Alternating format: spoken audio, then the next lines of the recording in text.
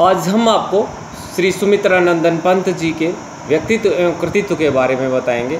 श्री सुमित्रानंदन पंत का जन्म कौसानी अल्मोड़ा में सन 1900 ईस्वी में हुआ था। ये गंगा दत्त पंत और सरस्वती देवी के पुत्र थे। बचपन में मात्र स्नेह से वंचित हुए बालक पंत का मन प्राकृतिक सुषमा की तरफ आकर्षित हो गया।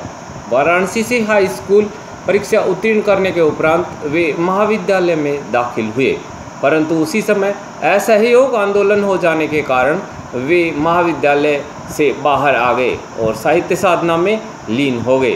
पंत की पहली कविता गिरजे का घंटा है।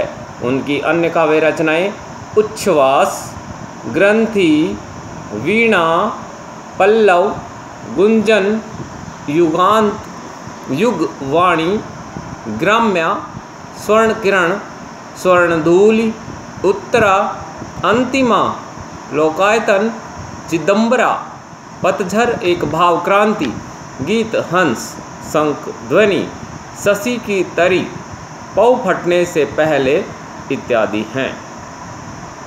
आधुनिक काल के प्रकृति के सुकुमार प्रमुख छायावादी कवि श्री सुमित्रानंदन पंत जी ने प्रकृति के सुंदर रूपों की सौंदर्यानुभूति का वर्णन अपने काव्य में किया है।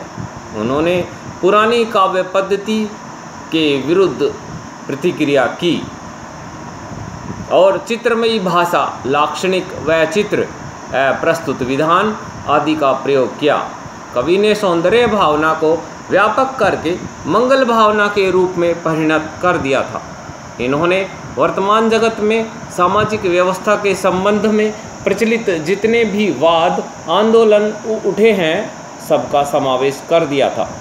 पंत ने वर्तमान को जगत का कर्म युग मानकर उसके अनुसार भावों को अभिव्यक्त किया है।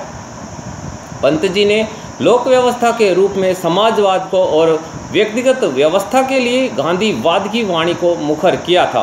पंत जी छायावाद और रहस्यवाद से निकलकर स्वाभाविक स्वच्छंदतावाद की राह प्रशस्त करते हैं। उनकी मृत्यु सन 1977 ईस्वी में हुई।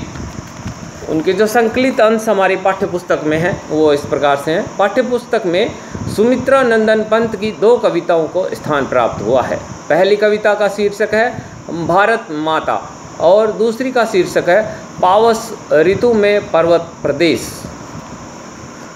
भारत माता कविता में पराधीन काल में भारत की दुर्दशा के एवं प्राकृतिक सौंदर्यानुभूति का यथार्थ चित्रण करते हुए कवि भारतीयों में गीता का ज्ञान और गांधी जी के सत्य और अहिंसा के सिद्धांत द्वारा आशा का संचार करता है। पावस ऋतु में पर्वत प्रदेश कविता में कवि ने पावस ऋतु में पर्वत क्षेत्र की प्राकृतिक सौंदर्यता का आकर्षक और प्रभावशाली मनोहर चित्रण किया है। उनकी भाषा कोमल कांत पदावली युक्त है।